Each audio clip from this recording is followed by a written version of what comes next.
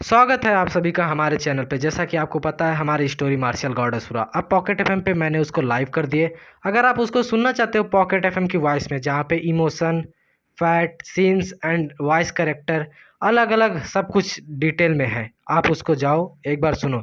उसका लिंक मैं डिस्क्रिप्शन में दे दूंगा। हम ये वॉइस इसलिए ऐड कर रहे हैं ताकि ह्यूमन टच दे सके एंड एआई वॉइस कंटेंट से सेफ रख सके।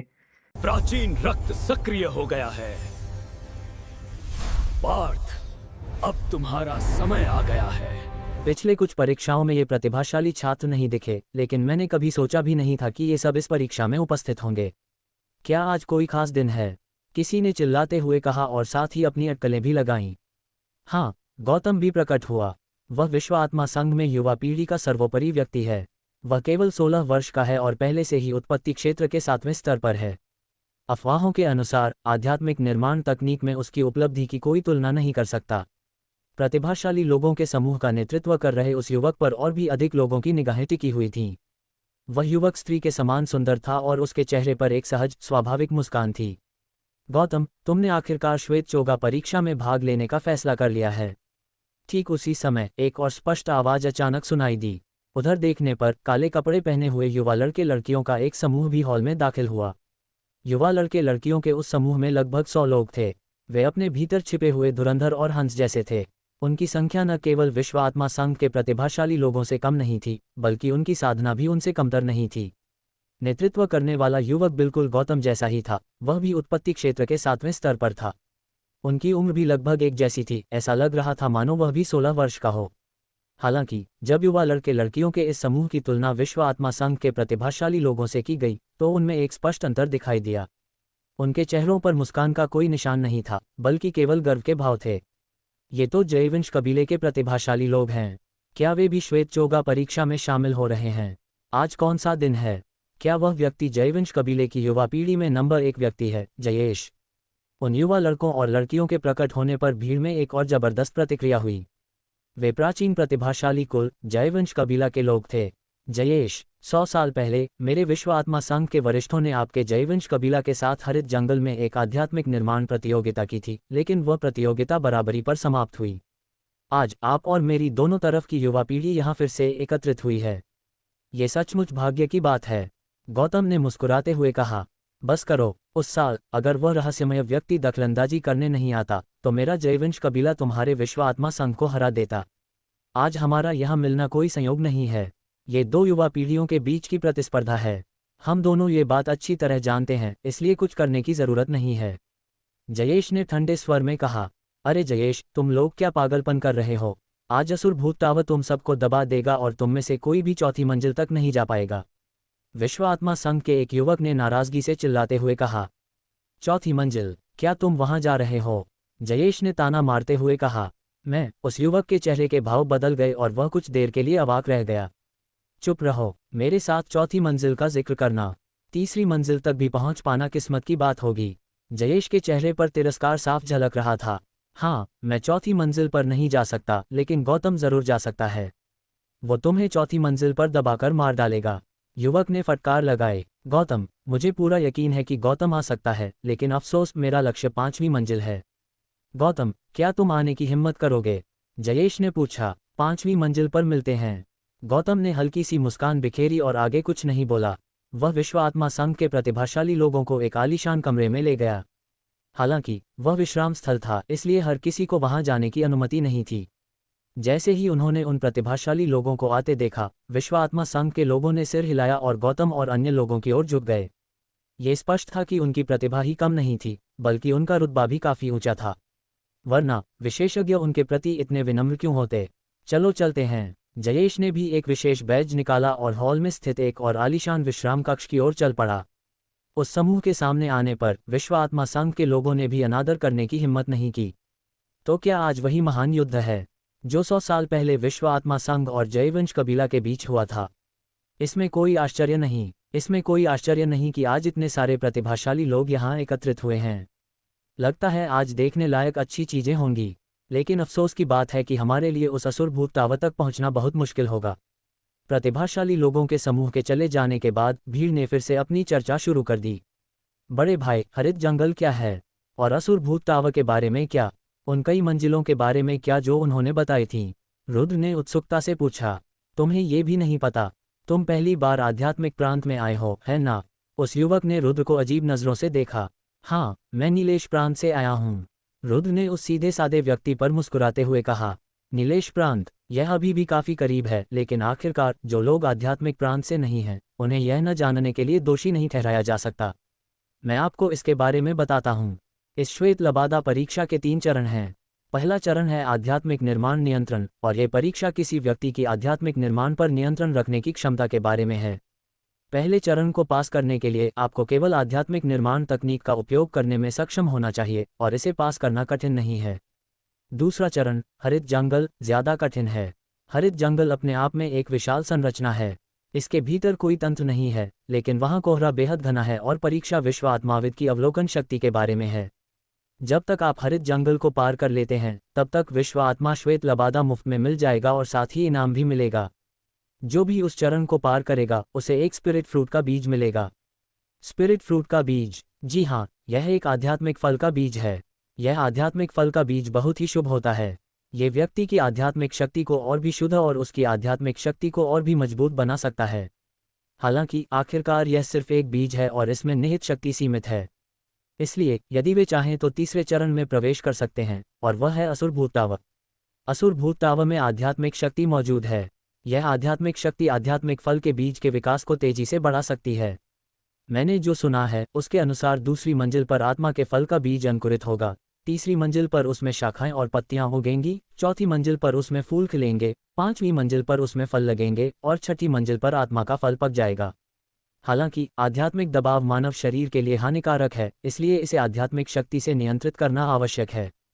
इसके लिए अत्यंत उच्च स्तर की आध्यात्मिक शक्ति की आवश्यकता होती है। यह इस बात पर निर्भर नहीं करता कि आपके पास कितनी शक्ति है, बल्कि उसकी गुणवत्ता पर निर्भर करता है, यानी आपकी इच्छा शक्ति पर। आध्यात्मिक दबाव को एक विश्व आध्यात्मिक गुरु की प्रतिभा की परीक्षा कहा जा सकता है। अब तक कोई भी छठी मंजिल तक नहीं पहुंच पाया है, और जो लोग 5वीं मंजिल पर पहुंचे हैं वे वास्तव में प्रतिभाशाली हैं। उस व्यक्ति ने रुद्र को समझाया। ये वाकई बहुत बढ़िया है। रुद्र मन ही मन बहुत खुश हुआ। उसने कभी सोचा भी नहीं था कि परीक्षा के दूसरे चरण का इनाम वही स्पिरिट फ्रूट का बीज होगा जो वह चाहता था। असुर भूत टावर पहुंचने पर वह बीज को उगा सकता था। बीज को अंकुरित होकर फल देने के लिए उसे केवल छठी मंजिल पर कदम रखना था। इसका मतलब ये भी था कि रुद्र मायावी रानी को बचा सकता था। भला वह खुश क्यों न होता। हालांकि असुर भूत टावर नाम सुनकर रुद्र के मन में एक विचार आया। उसे अच्छी तरह याद था कि जब मायावी रानी ने अपनी विशेष शक्ति का प्रदर्शन किया था, तब उसने असुर शब्द का उल्लेख किया था। असुर भूत टावर, कितना अजीब नाम है। रुद्र ने ऐसा दिखाया जैसे उसे कुछ समझ ही नहीं आया हो, और वह खुद से बात करने लगा। यह असुर भूत टावर कोई साधारण चीज नहीं है। अफवाहों के अनुसार इसका इतिहास 10,000 साल से भी पुराना है। इसमें खजाने छिपे हुए हैं, और विश्व आत्मा संघ को यहाँ स्थापित करने का कारण यही था कि वे असुर भूत टावर पर एकाधिकार करना चाहते थे। इस असुर भूत टावर के लिए विश्व आत्मा संघ और जयवंश कबीला के बीच कई संघर्ष हुए थे। सबसे हालिया घटना 100 साल पहले हुई थी, जब विश्व आत्मा संघ और जयवंश कबीला दोनों में ऐसे प्रतिभाशाली लोग प्रकट हुए थे जो 1000 वर्षों से दिखाई नहीं दिए थे। दो प्रतिभाशाली व्यक्तियों के मार्गदर्शन में विश्व आत्मा संघ और जयवंश कबीला के लोगों ने अभूतपूर्व समृद्धि का दौर देखा। उस समय आध्यात्मिक प्रांत को 9 प्रांतों में सबसे शक्तिशाली प्रांत का दर्जा प्राप्त था। एक दिन जयवंश कबीला के प्रतिभाशाली व्यक्ति ने जयवंश कबीला के सभी लोगों को विश्व आत्मा संघ में ले जाकर असुर भूत टावर को वापस लेने की शपथ ली। दोनों पक्षों में से कोई भी पीछे नहीं हटा और एक भयंकर युद्ध होने वाला था। उस समय यदि युद्ध होता तो निस्संदेह इससे पूरा आध्यात्मिक प्रांत ध्वस्त हो जाता, क्योंकि विश्व आत्मा संघ और जयवंश कबीला बहुत शक्तिशाली थे। हालांकि अनावश्यक मौतों और चोटों से बचने के लिए विश्व आत्मा संघ के प्रतिभाशाली व्यक्ति ने जयवंश कबीला के प्रतिभाशाली व्यक्ति के साथ आध्यात्मिक निर्माण तकनीकों में द्वंद्व युद्ध का सुझाव दिया। विजेता असुर भूत टावर पर कब्जा कर सकता था। द्वंद्व युद्ध का स्थान हरित जंगल था। मैंने जो सुना है उसके अनुसार उस दिन दोनों व्यक्तियों ने जिस आध्यात्मिक निर्माण तकनीक का प्रयोग किया था वह चरम सीमा पर थी। उनके युद्ध के कारण सचमुच आकाश में अंधेरा छा गया और धरती अंधकार में हो गई। न सूर्य न चंद्रमा चमक रहा था। जैसे जैसे वह उस वर्ष घटी घटनाओं का वर्णन कर रहा था, उसका हाथ उस स्थान की ओर इशारा करते हुए तेजी से हिल रहा था, मानो उसने स्वयं सब कुछ देखा हो। अंत में कौन जीता? रुद्र यह जानने के लिए उत्सुक था कि कौन सा प्रतिभाशाली व्यक्ति जीता और कौन सा हारा। दोनों हार गए। उस व्यक्ति ने सिर हिलाते हुए आह भरी। उसके चेहरे पर केवल दया के भाव थे। दोनों हार गए, दोनों घायल हुए और हार गए, या फिर मैच टाई रहा? रुद्र ने उत्सुकता से पूछा। उन्हें किसी ने हराया था। उस व्यक्ति ने कहा। किसी से हार गए? क्या वे दोनों उस समय के सबसे प्रतिभाशाली व्यक्ति नहीं थे? वे किसी से कैसे हार सकते हैं? रुद्र भी काफी हैरान था। उस युवक की बातों से तो यही लगता है कि वे दोनों प्रतिभाशाली व्यक्ति वाकई बहुत प्रभावशाली थे। उन्हें कैसे हराया जा सकता था? उन्हें हराने वाला व्यक्ति कितना शक्तिशाली होगा? वे सचमुच पराजित हुए, लेकिन उन्हें एक ऐसे विश्व आत्मावादी ने पराजित किया जो आध्यात्मिक प्रांत से संबंधित नहीं था। उस विश्व आत्मावादी की उम्र विश्व आत्मा संघ और जयवंश कबीला के प्रतिभाशाली लोगों से भी कम थी। वह प्रतिभाओं में भी एक विलक्षण प्रतिभा था। युवक ने वर्णन किया। इतना ताकतवर? वो कौन था? क्या किसी को पता है कि वो कहाँ से आया था? रुद्र को तुरंत उस व्यक्ति के बारे में जानने की उत्सुकता हुई। अगर वो अकेले ही दो महाप्रतिभाशाली लोगों को हरा सकता है तो वो वाकई बहुत ताकतवर होगा। किसी को नहीं पता था कि उसका नाम क्या था और न ही किसी को पता था कि वह कहाँ से आया था। वे केवल इतना जानते थे कि उसकी साधना प्रभावशाली थी और उसकी आध्यात्मिक निर्माण तकनीक को परिपूर्ण कहा जा सकता था। हालांकि उसकी एक खास विशेषता थी और वह ये थी कि उसके कान नुकीले थे। उसकी पुतलियां लाल थीं और उसके मुंह में नुकीले दांतों की भरमार थी। क्योंकि उसका रूप विशेष था, कुछ लोगों को तो ये भी संदेह हुआ कि वह कोई राक्षसी जीव है। हालांकि राक्षसी जीवों के लिए आध्यात्मिक निर्माण तकनीकों का अभ्यास करना वर्जित है। इसलिए और भी कई लोगों को लगा कि उसका रूप बस थोड़ा अजीब है। इतने शक्तिशाली व्यक्ति का गुमनाम होना असंभव है। अगर वह अभी भी जीवित होते तो उनका नाम पूरी दुनिया में गूंजता। ऐसा कैसे हो सकता है कि कोई उन्हें जानता ही नहीं? रुद्र बहुत हैरान थे। आप सही कह रहे हैं। जिस वर्ष उन्होंने विश्व आत्मा संघ और जयवंश कबीला के दोनों शीर्ष प्रतिभावानों को हराया, उसी वर्ष उन्हें असुर भूत टावर पर अधिकार प्राप्त हो गया। उन्होंने 9 प्रांतों में हलचल मचा दी थी और यहाँ तक कि जयंत राजवंश भी उन्हें अपने साथ शामिल करना और मैत्रीपूर्ण संबंध स्थापित करना चाहता था। लेकिन दुख की बात है कि उन दो प्रतिभाशाली लोगों को हराने के तुरंत बाद वह पूरी तरह से गायब हो गया और फिर कभी प्रकट नहीं हुआ। इसलिए स्वाभाविक रूप से कोई भी उसका नाम नहीं जानता होगा और वह बेहद रहस्यमय था। जहां तक उन दो प्रतिभाशाली खिलाड़ियों की बात है, हार के बाद वे निराश हो गए और दोनों ने खुद को अलग थलग कर लिया। वे आज तक सामने नहीं आए हैं, लेकिन उस वर्ष उनमें जो प्रतिभा थी, मुझे यकीन है कि वे आज और भी अधिक प्रभावशाली होंगे। ठीक उन्हीं दो लोगों के अस्तित्व के कारण बहुत कम लोग आध्यात्मिक प्रांत पर आक्रमण करने का साहस करते हैं, क्योंकि उन्हें लगता था कि अगर वे दोनों लोग सामने आ गए तो 9 प्रांतों में आध्यात्मिक प्रांत निश्चित रूप से पहले स्थान पर बना रहेगा। उन दो प्रतिभाशाली लोगों का नाम क्या है? जयवंश कबीला के व्यक्ति को मदन कहा जाता है। विश्व आत्मा संघ के सदस्य का नाम गुड्डू है। हालांकि अगर वे दोनों लोग अभी भी जीवित होते तो वे बूढ़े हो चुके होते और अपने जीवन के अंतिम पड़ाव पर होते। मुझे आश्चर्य है कि क्या उन दोनों लोगों की महिमा अभी भी देखी जा सकती थी। आह, कितनी अफसोस की बात है। वे दो प्रतिभाशाली व्यक्ति जिनसे 1000 साल में भी मिलना असंभव था, यूं ही निराश हो गए। आध्यात्मिक प्रांत के निवासी होने के नाते उस युवक को स्पष्ट रूप से महसूस हुआ कि उन दो प्रतिभाशाली व्यक्तियों का निराश होना बहुत दुखद था। ये वाकई शर्मनाक है, लेकिन मुझे उन दो लोगों को हराने वाले रहस्यमय व्यक्ति पर अधिक दया आती है। आखिर उसकी ताकत को देखते हुए वह अज्ञात तो होना ही चाहिए। रुद्र ने कहा। पूरे 4 घंटे के इंतजार के बाद तथाकथित विश्व आत्मावादी श्वेत लबादा परीक्षा अंततः शुरू हुई। विशाल महल में अनगिनत द्वार थे। विश्व आत्मा संघ की व्यवस्था के तहत रुद्र और 2 अन्य लोगों ने एक समूह बनाया और एक कमरे में प्रवेश किया। कमरे में प्रवेश करने के बाद एक वर्गाकार महल दिखाई दिया। महल के दूसरी ओर एक और दरवाजा था। दरवाजे के सामने एक व्यक्ति खड़ा था जो अधेड़ उम्र का था और उसने भूरे रंग का चोला ओढ़ा हुआ था। स्पष्टतः वह भूरे चोले वाला विश्व आत्मावादी था। महल के बीचों बीच 3 मानव आकार की मूर्तियां थीं। वे काले लोहे से बनी थीं और उन पर एक साधारण आध्यात्मिक आकृति बनी हुई थी। वे सामान्य काले लोहे की तुलना में कहीं अधिक कठोर थीं। एक मूर्ति तोड़ 2 प्रहारों की संख्या एकल अंकों में होगी। जितनी तेजी से यह टूटेगी उतने ही अधिक अंक मिलेंगे। अधेड़ उम्र के व्यक्ति ने सपाट लहजे में कहा। मैं पहले जाऊंगा। इस काम को निपटाने के लिए मुझे सिर्फ 10 वार चाहिए। रुद्र के बाईं ओर खड़ा युवक आगे बढ़ा। वह व्यक्ति काफी स्वस्थ था और उसकी लंबाई 2 मीटर थी।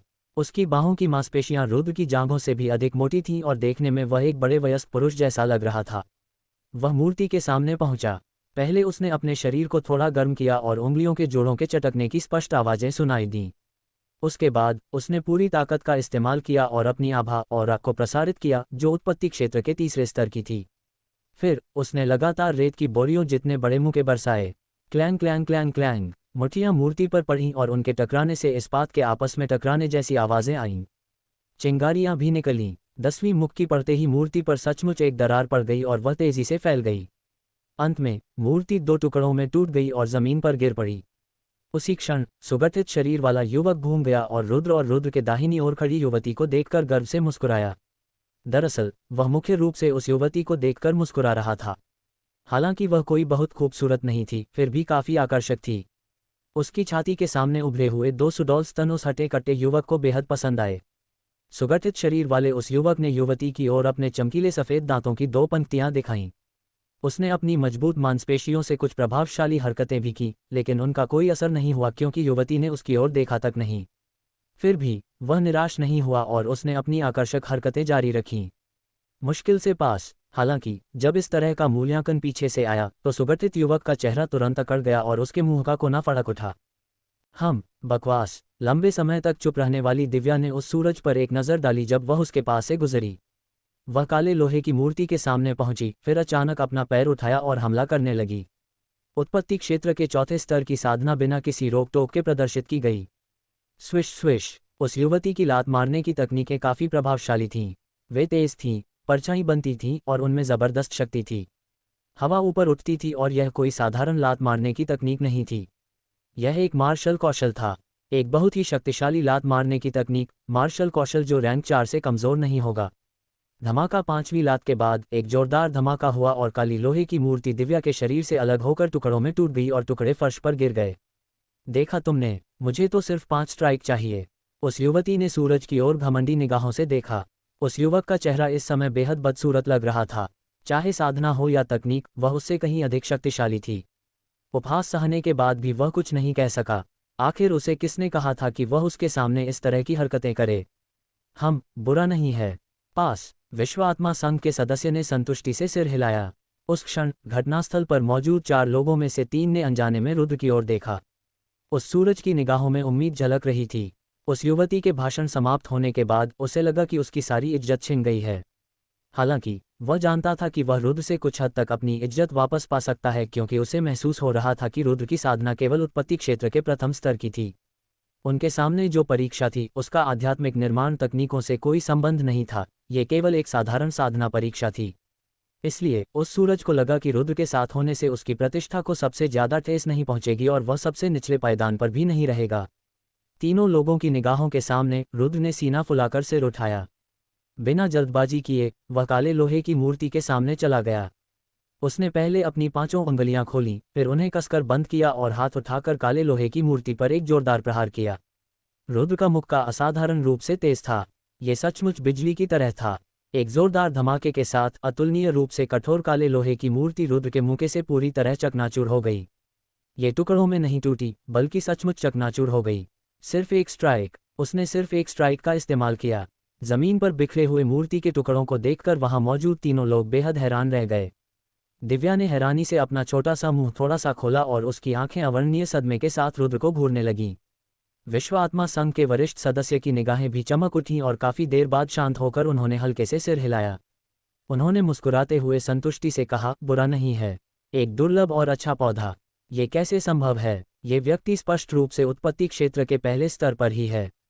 उसने किसी भी युद्ध कौशल का उपयोग नहीं किया, फिर भी उसने काले लोहे की मूर्ति को इतनी आसानी से टुकड़े टुकड़े कर दिया जैसे कि वह कुछ भी नहीं था।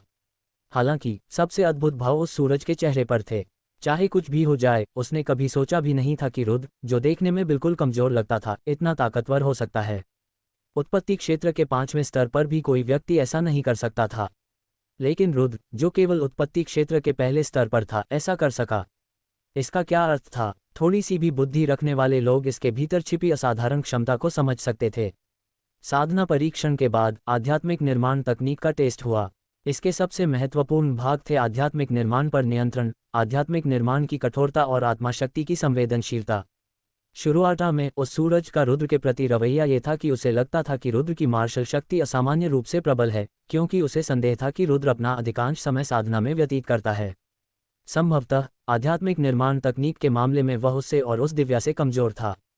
हालांकि जब रुद्र ने आध्यात्मिक निर्माण तकनीकों के साथ अपने तरीके दिखाए, तो चाहे वह युवक हो या युवती या यहाँ तक कि विश्व आत्मा संघ का विश्व आत्माविद हो, वे सभी अवाक रह गए और रुद्र की ताकत से पूरी तरह अभिभूत हो गए। अंत में उन तीनों ने सफलतापूर्वक परीक्षा उत्तीर्ण कर ली और उन्होंने श्वेत लबादा परीक्षा का पहला चरण पास कर लिया।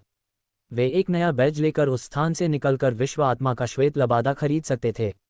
हालांकि परीक्षा समाप्त होने के बाद विश्व आत्मा संघ के विश्व आत्माविद ने रुद्र का नाम छोड़ दिया।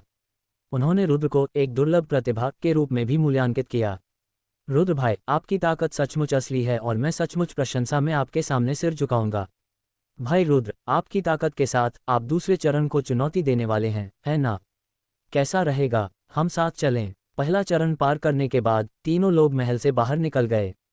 चाहे वह सूरज हो या दिव्या, दोनों ने रुद्र के साथ संबंध बनाने की कोशिश शुरू कर दी। दिव्या तो रुद्र के साथ जाने की भी इच्छा जता रही थी। आखिरकार दूसरा चरण था हरित जंगल।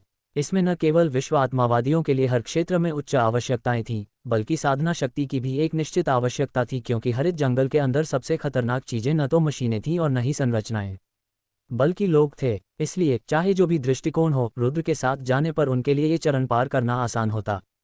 तो चलिए साथ चलते हैं। रुद्र ने हल्की सी मुस्कान के साथ सिर हिलाया।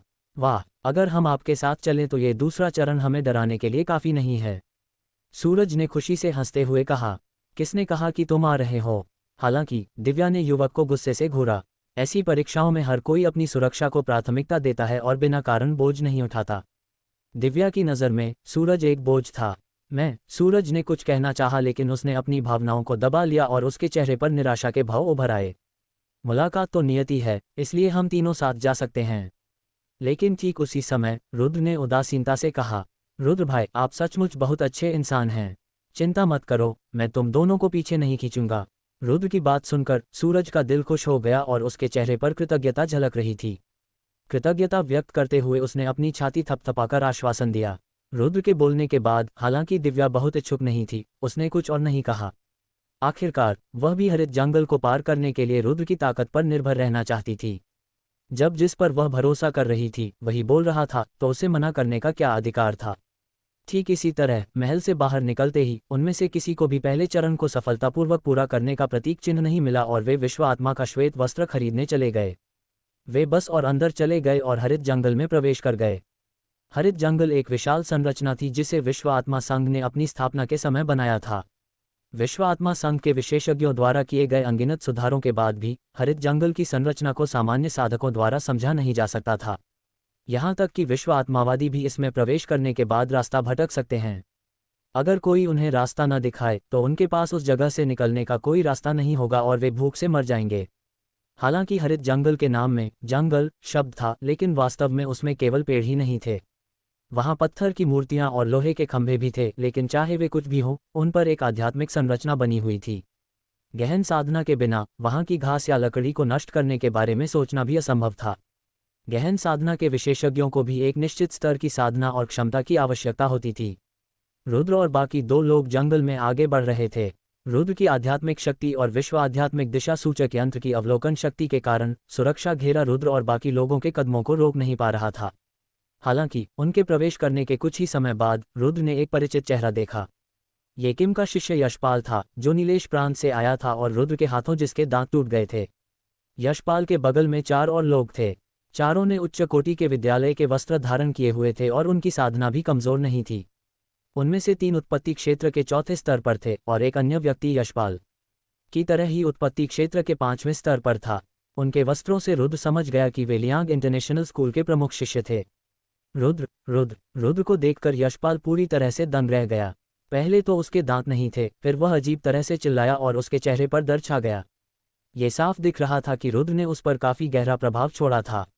रुद्र, यशपाल, क्या यही वो बदमाश है जिसने बदतमीजी की और तुम्हें इस तरह पीटा? यशपाल की बात सुनकर बाकी चारों ने रुद्र की तरफ देखा और उसे तिरस्कार भरी निगाहों से घूरने लगे। ये स्पष्ट था कि उन्हें रुद्र और यशपाल के बीच के मामले के बारे में पता था। हालांकि उन्होंने रुद्र की साधना पर संदेह जताया।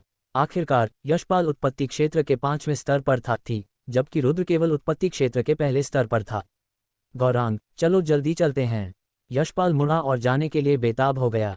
वह तो यहाँ तक कि लियांग इंटरनेशनल स्कूल के शिष्य को भी बुला लाया। आह यशपाल, तुम क्या कर रही हो? क्या तुम सचमुच उसके बच्चे से डरती हो? हालांकि गौरांग ने यशपाल का हाथ झटक दिया और उत्सुकता से रुद्र की ओर देखा। यशपाल, डरने की कोई जरूरत नहीं है, हम तुम्हारा बदला लेंगे। बाकी तीनों लोग पहले ही फैल गए और रुद्र और अन्य लोगों के भागने का रास्ता रोकने के लिए एक मजबूत आध्यात्मिक संरचना बना ली। रुद्र, ये अच्छा नहीं है। ये बेहद शक्तिशाली हैं। इस स्थिति का सामना करते हुए दिव्या का चेहरा तनावग्रस्त हो गया। विरोधियों ने अपनी आभा को छिपाया नहीं था और वे आध्यात्मिक निर्माण पर काफी प्रभावशाली नियंत्रण रखते थे, इसलिए उसका सारा आत्मविश्वास डगमगा गया। उस सूरज के चेहरे पर भय और पछतावा साफ झलक रहा था। स्वाभाविक रूप से भय इसलिए था क्योंकि वह गौरांग, यशपाल और अन्य लोगों की शक्ति से भयभीत था। पछतावा इसलिए था क्योंकि वह सुविधा के लालच में पड़ गया था। वह हरित जंगल को पार करने के लिए रुद्र की विधियों पर भरोसा करना चाहता था, लेकिन उसने कभी सोचा भी नहीं था कि रुद्र के इतने बड़े दुश्मन होंगे। संयोगवश वे उसी जगह से गुजरे और उसे भी इस मुसीबत में घसीट लिया। हरित जंगल को सील कर दिया गया था और वहां दुश्मनों का आपस में भिड़कर एक दूसरे को मारना आम बात थी। इस मामले की कोई जांच पड़ताल नहीं करता था और यही हरित जंगल का सबसे खतरनाक हिस्सा भी था। रुद्र, चूंकि तुम भी नीलेश प्रांत से हो, मैं तुम्हें एक मौका देता हूं। क्षमा मांगो और अपने सामने के दांत तोड़ लो, तब मैं तुम्हारी जान बख्श दूंगा। गौरांग पास ही खड़ा था और वह एक राजा की तरह तुच्छ आम लोगों को नीचा दिखा रहा था। हालांकि उसने ऊपरी तौर पर रुद्र को मौका देने की बात कही, लेकिन उसकी निगाहों में निर्मम हत्या का भाव स्पष्ट झलक रहा था। ठीक है, आज हम मिलकर इस बदमाश का खात्मा करेंगे। गौरांग और बाकी लोगों का दृढ़ संकल्प देखकर यशपाल ने पीछे हटने का कोई इरादा नहीं किया और उसने भी अपने इरादे को और भी प्रबल कर दिया। कुत्ते, तुम काफी लोकप्रिय हो और तुम्हारे कुछ बुरे दोस्त भी हैं, लेकिन जहां तक मैं देख रहा हूं वे तुम्हारी मदद नहीं कर पाएंगे, बल्कि उन्होंने तुम्हें नुकसान ही पहुंचाया है। रुद्र ने हल्की सी मुस्कान बिखेरी और फिर अचानक अपनी बड़ी आस्तीन लहराए। उसके केंद्र में एक निराकार बवंडर फैल गया और उसने तीनों लोगों द्वारा बनाई गई आध्यात्मिक संरचना को पल भर में चकनाचूर कर दिया। ये उस क्षण वहां मौजूद सभी लोग स्तब्ध रह गए। हालांकि वे और भी अधिक स्तब्ध हो गए क्योंकि आध्यात्मिक संरचना के टूटने के बाद एक और शक्तिशाली आध्यात्मिक संरचना का निर्माण हुआ और यशपाल और अन्य सभी उसके भीतर समाहित हो गए। उस आध्यात्मिक निर्माण की शक्ति पहले वाले से कई गुना अधिक थी और उनके इतने आश्चर्यचकित होने का कारण ये था कि वह आध्यात्मिक निर्माण रुद्र द्वारा बनाया गया था। उसने अपना हाथ भी नहीं हिलाया और उसने पूरी तरह से अपनी आध्यात्मिक शक्ति से ही उसे नियंत्रित किया। क्या तुम चाहते हो कि मैं अपने सामने के दांत खुद तोड़ दूं? क्या तुम में ऐसा करने की क्षमता भी है? एक विचार के साथ ही रुद्र ने अपनी प्रथम स्तर की साधना शक्ति को बिना किसी रोक टोक के फैला दिया। हालांकि उस प्रबल दबाव के कारण आध्यात्मिक निर्माण में मौजूद हर व्यक्ति कांप उठा। यहां तक कि पहले एक खतरनाक आभा लिए हुए गौरांग भी अब शांत नहीं रह सका। भ्रम, क्या आपको सच में लगता है कि मैं आपके भ्रमों में फंस जाऊंगा? गौरांग को विश्वास नहीं हो रहा था कि रुद्र सचमुच इतना शक्तिशाली है। उसने अपनी हथेली उठाई और उसकी उत्पत्ति शक्ति में जबरदस्त उछाल आया। उस ताकत को देखकर उस सूरज और दिव्या ने भौहें चढ़ा लीं और जल्दी से रुद्र के पीछे छिप गए क्योंकि वह हमला उनके बस की बात नहीं थी। हालांकि उस युवक और युवती की आंखों के सामने जो शक्तिशाली हमला हुआ वह रुद्र के सामने नगण्य था। बिना हिले डुले रुद्र ने अपने प्रथम स्तर के उत्पत्ति क्षेत्र की शक्ति का प्रयोग करके गौरांग के हमले को विफल कर दी। बिल्कुल बेकार की बात है। क्या आप सिर्फ इसी तरह की ताकत से दूसरों की मदद करना चाहते हैं? घुटने टेक दो, रुद्र ने ठंडे स्वर में कहा और दबाव बढ़ा दिया। आध्यात्मिक संरचना के भीतर निराकार आभा उमड़ पड़ी और उस प्रचंड शक्ति से हवा भी अजीब सी गड़गड़ाहट करने लगी। रुद्र ने अंततः अपनी असली ताकत का प्रदर्शन किया। इतने प्रबल दबाव में गौरांग और अन्य लोगों का जोश पहले जैसा नहीं रहा। देखते ही देखते वे जमीन पर घुटने टेक बैठे और दबाव का सामना नहीं कर सके। दूसरी ओर यशपाल अभी भी खड़ा था, जिससे ये स्पष्ट था कि गौरांग और अन्य लोगों की साधना यशपाल से कहीं अधिक कठिन थी। रुद्र, तुम उस दृश्य का सामना करते हुए सूरज और दिव्या के चेहरे पर आश्चर्य के भाव थे। हालांकि उन्हें रुद्र की आभा से उसका दबाव महसूस नहीं हुआ, फिर भी वे समझ गए कि रुद्र ने अपने व्यक्तिगत दबाव का इस्तेमाल करके उत्पत्ति क्षेत्र के चौथे स्तर के 3 विशेषज्ञों और उत्पत्ति क्षेत्र के 5वें स्तर के एक व्यक्ति को जमीन पर घुटने टेकने के लिए मजबूर कर दिया। अपने सामने के दांत तोड़ दो और मैं तुम्हारी जान बख्श दूंगा, रुद्र ने ठंडे स्वर में कहा। इसके बारे में सोचना भी मत, उनमें से एक ने गुस्से से चिल्लाते हुए कहा। क्या तुम मरना चाहते हो? रुद्र ने हल्की सी मुस्कान के साथ अपनी एक उंगली घुमाई। उस उंगली से बिजली की एक किरण निकली और तेज तलवार की तरह उस व्यक्ति की छाती को भेद गई। रुद्र, तुमने हमें मारने की हिम्मत कैसे की? तुम मर चुके हो। हमारा स्कूल तुम्हें कभी माफ नहीं करेगा। सिर्फ तुम ही नहीं, तुम्हारा स्कूल भी खत्म कर दिया जाएगा। रुद्र को सचमुच हत्या करते देख बाकी दोनों लोग भयभीत हो गए। बस उनके बोलने के तुरंत बाद बिजली की 2 किरणें कौंधी और दोनों लोग जमीन पर गिर पड़े। बिजली की गति से उन तीनों को खत्म करने के बाद रुद्र ने अपनी बर्फीली निगाहें गौरांग और यशपाल की ओर डालीं। रुद्र, मुझे बख्श दो। मुझे बख्श दो, मैं अब कभी भी तुम्हारे स्वामी का अनादर करने की हिम्मत नहीं करूंगा।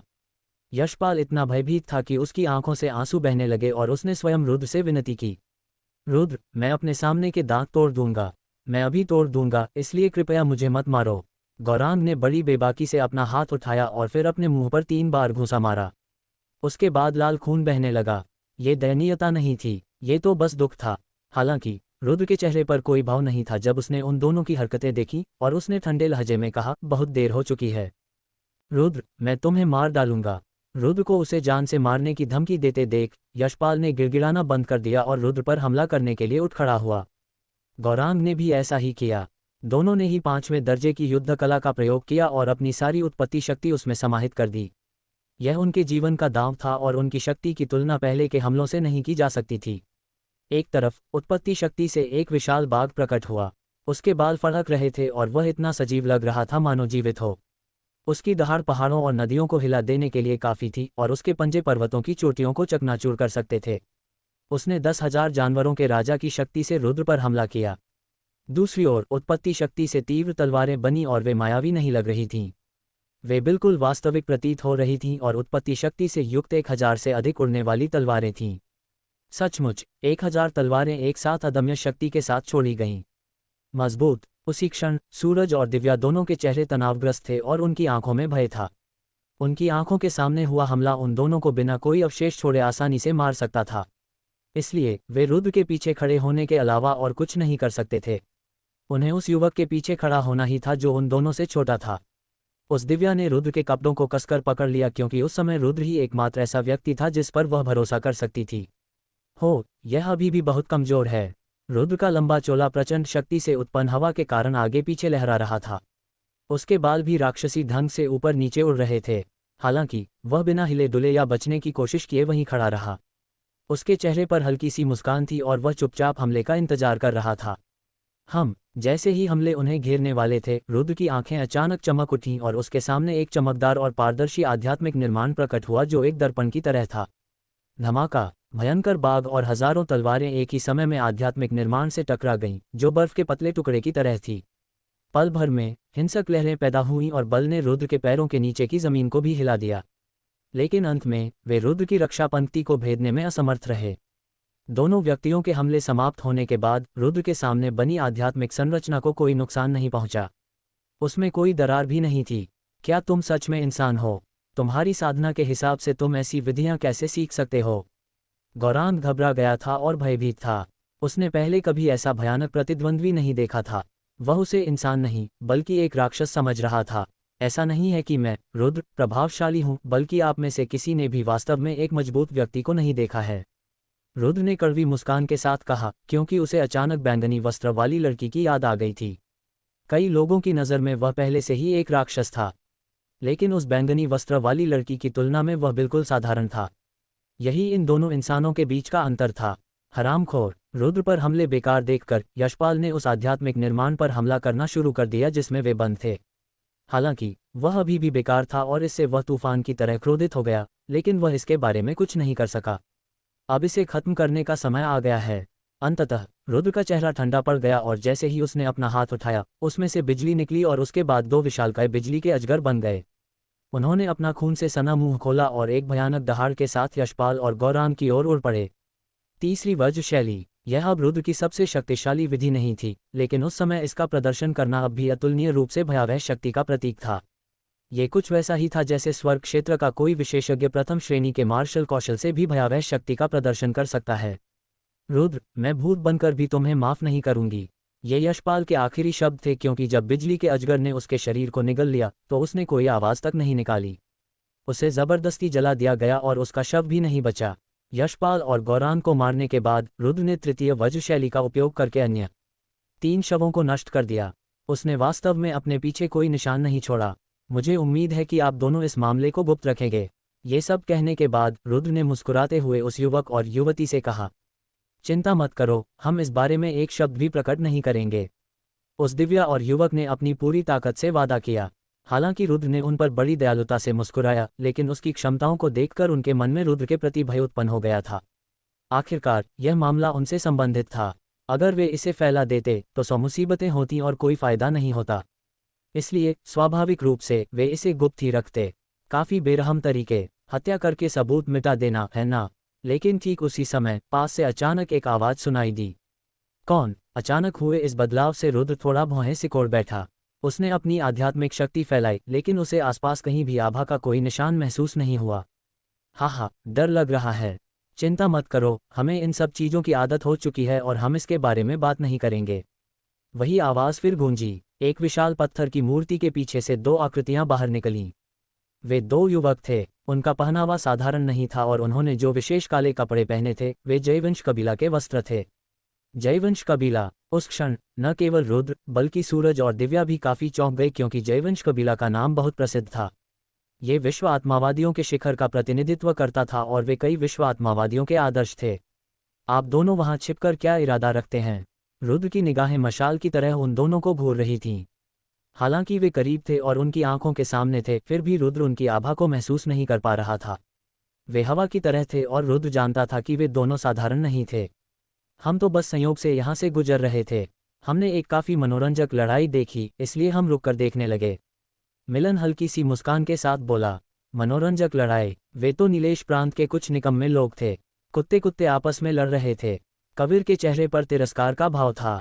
नीलेश प्रांत के निकम्मे? तुम दोनों? कबीर की बात सुनकर रुद्र का चेहरा साफ तौर पर नाराज हो गया। आखिर वह खुद भी नीलेश प्रांत से था, इसलिए स्वाभाविक रूप से उसे अपने प्रांत का मजाक उड़ाना पसंद नहीं था। हम वो सीढ़ियां हैं जिनसे तुम्हारी तुलना कभी नहीं की जा सकती। तुम बस हमें ही देख सकते हो।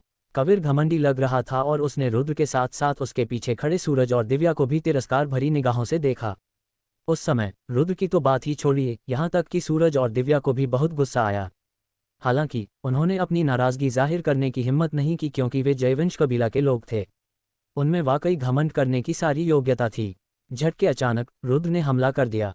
बिना किसी चेतावनी के उसने अपने बिजली की तरह तेज हमलों से कबीर पर हमला कर दिया। कबीर साधारण नहीं था, इसलिए उसने जल्दी ही रुद्र की हरकतों का पता लगा लिया। एक ठंडी फुफकार के साथ उसने अपने उत्पत्ति क्षेत्र के 5वें स्तर की आभा उत्सर्जित की। उसने न केवल इससे बचने या इसे टालने की कोशिश नहीं की, बल्कि उसने अपनी हथेली उठाई और रुद्र की ओर थप्पड़ मारा। हालांकि उसने रुद्र को कम आंका। रुद्र के पैरों के नीचे बिजली की एक चमक के साथ ही वह पल भर में गायब हो गया। जब वह दोबारा प्रकट हुआ तो वह पहले से ही उस कबीर के पीछे था। सावधान! जवाब में मिलन ने चिल्लाया, लेकिन बहुत देर हो चुकी थी। रुद्र ने कबीर की कमर पर लात मारी और चूंकि वह अचानक पकड़ा गया था, इसलिए कबीर सीधे मुंह के बल जमीन पर गिर गया। तुम्हें धिक्कार है। कबीर अतुलनीय रूप से क्रोधित था। जैसे ही उसने अपना मुंह खोला और वह शाप देने वाला था, हालांकि उसके बोलने से पहले ही रुद्र के पैर स्वर्ग से नीचे उतरे और उसके दिमाग पर जा गिरे, जिससे उसका चेहरा बेरहमी से धरती में धंस गया। मेरे लिए रुद्र स्वर्ग की सीढ़ी देखने के लिए नहीं है, ये कदम रखने के लिए है। बिजली की तेजी से हमला करते हुए रुद्र ने जयवंश कबीला के सदस्य पर वार किया और उसे अपने पैर से कुचल दिया। ये कार्रवाई वाकई साहसिक थी। ये देखकर सूरज और दिव्या स्तब्ध रह गए। उनके चेहरे पर आश्चर्य के भाव तो थे, लेकिन उनमें से अधिकांश भय के थे। आखिरकार वे रुद्र से बंधे हुए थे और चूंकि रुद्र ने जयवंश कबीला को नाराज किया था, इसलिए उन्हें भी उसके साथ नीचे गिरना ही था। भाई, क्या तुम उसे छोड़ सकते हो? थोड़ा लंबा जयवंश कबीला का सदस्य हमला करने के बजाय रुद्र से विनम्रतापूर्वक विनती करता है। उसके हमला न करने का कारण सीधा साधा था। रुद्र की ताकत और उसके तरीकों को देखने के बाद अगर उसने रुद्र पर हमला किया होता तो वह निस्संदेह अपनी जान जोखिम में डाल रहा होता। अगर मैं उसे बख्श दूं तो क्या वह मुझे बख्श देगा? रुद्र ने ठंडी मुस्कान के साथ कहा। भाई, मैं रोनव कसम खाता हूं कि आज के मामले में मैं कुछ नहीं करूंगा। अगर मेरा छोटा भाई विराज तुम्हें परेशान करने की हिम्मत करता है तो तुम्हें कुछ करने की जरूरत नहीं है। मैं उसे खुद सबक सिखा दूंगा। थोड़ा लंबा दिखने वाला वह युवक हाथ उठाकर आश्वासन देने लगा। उसके अंदर से उसकी आभा भी निकल रही थी। वह उत्पत्ति क्षेत्र के 6ठे स्तर का विशेषज्ञ था। रुद्र ने थोड़ा सा माथा सिकोड़ा। वह थोड़ी मुश्किल स्थिति में था। पहले तो उसने उन दोनों को मारने और उनके पास जो कुछ भी था उसे चुराने की योजना बनाई थी, क्योंकि अगर वे रुद्र की आध्यात्मिक शक्ति से बच निकलने में कामयाब हो जाते तो उनके पास निश्चित रूप से खजाने होते। हालांकि उसने रोनव की आंखों में ईमानदारी देखी और रोनव द्वारा अपनी आभा बिखेरने का कारण रुद्र के प्रति अपनी शक्ति का प्रदर्शन करना नहीं था, बल्कि ईमानदारी दिखाना था। इससे रुद्र को उसकी असलियत का पता चला। भाई, मेरे छोटे भाई ने पहले बदतमीजी से बात की थी, इसलिए कृपया इसे मुआवजे के तौर पर स्वीकार कर लें। रोनव ने अपनी और विराज की दोनों ब्रह्मांडीय थैलियां कमर से उतार लीं। दो विश्व आत्मा दिशासूचक यंत्र निकालकर उन्होंने दोनों थैलियां रुद्र को सौंप दीं। रुद्र ने कॉस्मॉस थैला स्वीकार कर लिया और जांच करने पर पाया कि उसके अंदर दर्जनों उत्पत्ति मोती थे। यहाँ तक कि कुछ औषधीय वस्तुएं भी थीं जिनसे उपचार में मदद मिलती थी। आम लोगों के लिए ये वस्तुएं काफ़ी महंगी होतीं, लेकिन रुद्र के लिए ये कोई बड़ी बात नहीं थी। हालांकि जब रोनव ये सब कर रहा था तो रुद्र सचमुच गुस्सा नहीं कर सका, क्योंकि रुद्र ऐसा व्यक्ति था जो समझाने पर भी नहीं मानता था, दबाव में भी नहीं आता था। रुद्र ने दोनों कॉस्मॉस थैलों से सामान निकाला और उसे अपने थैले में भर लिया। उसके बाद उसने दोनों खाली कॉस्मॉस थैले रोनव को लौटा दिए और विराज को जमीन से उठाते हुए कहा, तुम्हारा एक अच्छा बड़ा भाई है, मैं तुम्हें मार डालूंगा। अपनी पाबंदियों से मुक्त होने के बाद वह पागलों की तरह हमला करना चाहता था, टकराना। हालांकि रुद्र के हिलने से पहले ही रोनव ने विराज के चेहरे पर जोरदार थप्पड़ मारा और गुस्से से फटकार लगाते हुए कहा, क्या तुम्हारी इतनी बेइज्जती नहीं हुई? इधर आओ। जैसे ही उसने बोलना समाप्त किया, रोनव ने विराज को लात मारी जिससे वह लगभग 12 मीटर दूर जा गिरा। विराज बेहद क्रोधित था, फिर भी उसने रोनव की बात मानने से इनकार नहीं किया। वापस उठकर उसने कुछ नहीं कहा, बस रुद्र को घूरकर देखा और चला गया। रुद्र, मुझे सम्मान देने के लिए धन्यवाद। हालांकि इसे असंतोष न हो तो सामंजस्य नहीं कहा जा सकता, लेकिन अगर भविष्य में कभी संयोगवश हमारी मुलाकात हुई तो मैं आपको एक कप बियर पीने के लिए आमंत्रित करूंगा।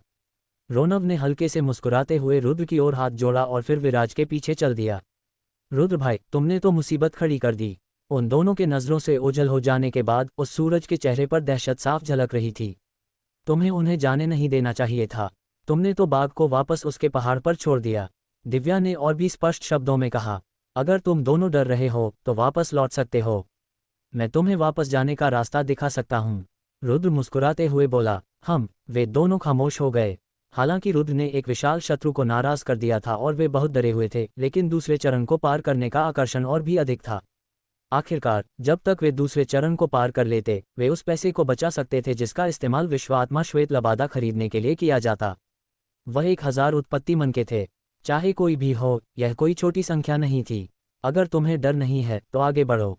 इस हरित जंगल से गुजरते समय मैं तुम्हारी सुरक्षा करूंगा। ये शब्द कहकर रुद्र आगे बढ़ गया और उसके पीछे चल रहे दोनों लोग भी उसके पीछे पीछे चलने लगे। रुद्र बाघ को उसके पहाड़ पर वापस छोड़ने के पीछे का तर्क समझ गया था। विशेष रूप से जयवंश कबीला द्वारा अपनी आभा को छिपाने के तरीकों को देखने के बाद रुद्र ने उसके बाद काफी सावधानी से चलना शुरू कर दिया। उसके बाद वे वास्तव में कुछ जयवंश कबीला के सदस्यों से मिले। हालांकि रुद्र और अन्य लोगों का घमंडी रवैये से आकलन करने के बाद वे जल्दी से चले गए, मानो उन्हें डर हो कि रुद्र उनका पीछा करेगा, रुद्र उनका पीछा करेगी। कई घंटों की पैदल यात्रा के बाद और अंततः जब सूरज पश्चिम में अस्त हुआ, तब वे हरित जंगल से बाहर निकले। उन्हें विश्व आत्मा का श्वेत लबादा और एक आत्मा फल का बीज प्राप्त हुई। क्या ये चीज़ वाकई मायावी रानी को बचा सकती है? अपनी हथेली में बादाम के आकार के पूरी तरह से हरे स्पिरिट फ्रूट के बीज को देखकर रुद्र को थोड़ा संदेह हुआ। हालांकि उसमें कुछ अजीब उतार चढ़ाव थे, लेकिन वह बहुत कमजोर था और रुद्र को वास्तव में संदेह था। हालांकि जैसे ही उसने पास के निकास द्वार की ओर देखा, जहां से वह असुर भूत टावर को देख सकता था, और असुर भूत टावर के भीतर मौजूद बीज में किए जा सकने वाले परिवर्तनों के बारे में सोचते हुए रुद्र दृढ़ता से बाहर निकल गया। जब रुद्र और बाकी दो लोग हरित जंगल से बाहर निकले तो उसी समय उनकी निगाहें पास ही स्थित एक प्राचीन मीनार पर टिक गईं। वह मीनार छोटी थी और उसमें केवल 6 मंजिलें थीं, लेकिन उसमें आकर्षण की काफ़ी शक्ति थी। प्राचीन मीनार का बाहरी स्वरूप अत्यंत विशिष्ट था और ऐसा लग रहा था मानो जमीन से कोई नुकीला दांत बाहर निकला हो।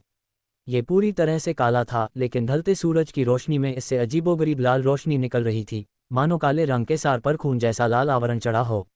ये सचमुच विचित्र था। हालांकि कुछ हद तक वह प्राचीन मीनार थोड़ी डरावनी थी, लेकिन लोगों को यह एहसास होता था कि वह बहुत सुंदर है। यही उसकी आकर्षण शक्ति का स्रोत था। ये पौराणिक असुर भूत मीनार थी। हालांकि ठीक उसी क्षण असुर भूत टावर बंद हो गया। तीसरे चरण को पार करने की इच्छा रखने वाले सभी लोगों को टावर के बाहर एक चौक में इंतजार करना पड़ा।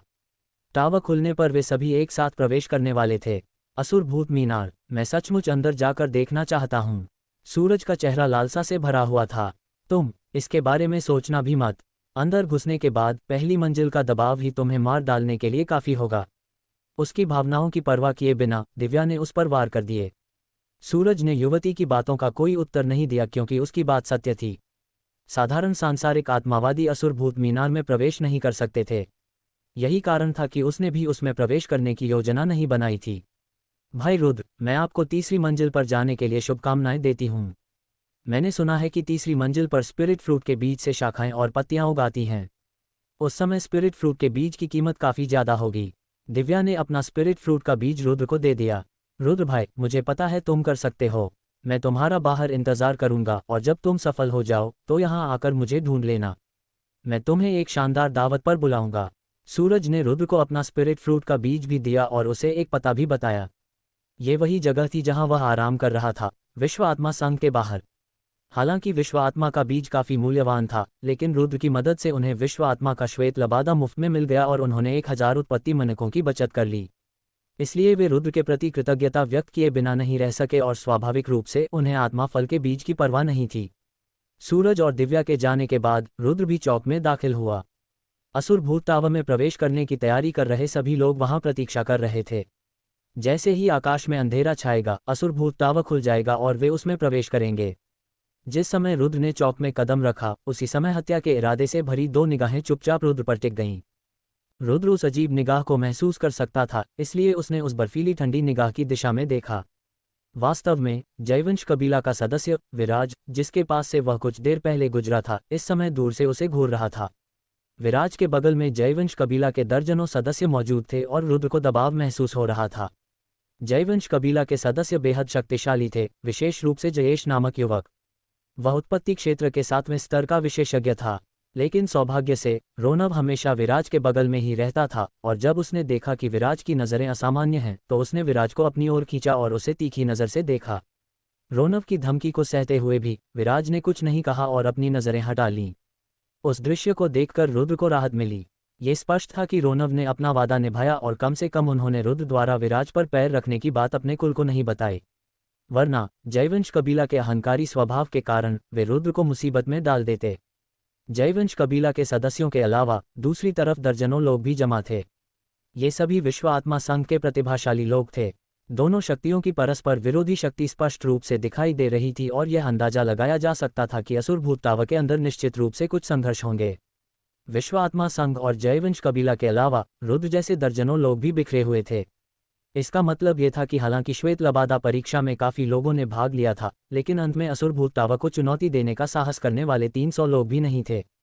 देखो, ये विश्व आत्मा संघ के बुजुर्ग हैं। अचानक किसी ने जोर से आवाज लगाई और पूरे चौक में मौजूद सभी लोग एक तरफ देखने लगे। लोगों का एक बड़ा समूह प्रकट हुआ और वे सभी विश्व आत्मा संघ के विशेषज्ञ थे। हर एक व्यक्ति ने विश्व आत्मा के भूरे रंग के लबादे पहन रखे थे और उन विशेषज्ञों के साथ 3 सफ़ेद बालों और दाढ़ी वाले बुजुर्ग भी थे। उन वृद्धजनों ने अपनी प्रतिष्ठा दर्शाने वाले विश्व आत्मा के आवरण नहीं पहने थे। उन्होंने साधारण वस्त्र धारण किए थे।